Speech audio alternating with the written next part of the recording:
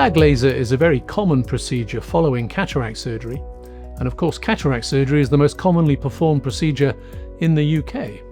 What develops following successful cataract surgery is a thickening or cloudiness of the posterior capsule. The posterior capsule is needed certainly initially to support the intraocular lens implant, but with time it's possible to cut a hole in the capsule without dislodging the implant in any way. The hole is cut using a YAG laser in an outpatient setting, and once the hole is made, it allows the light rays to pass freely through the lens implant, restoring any loss of vision since the initial cataract procedure.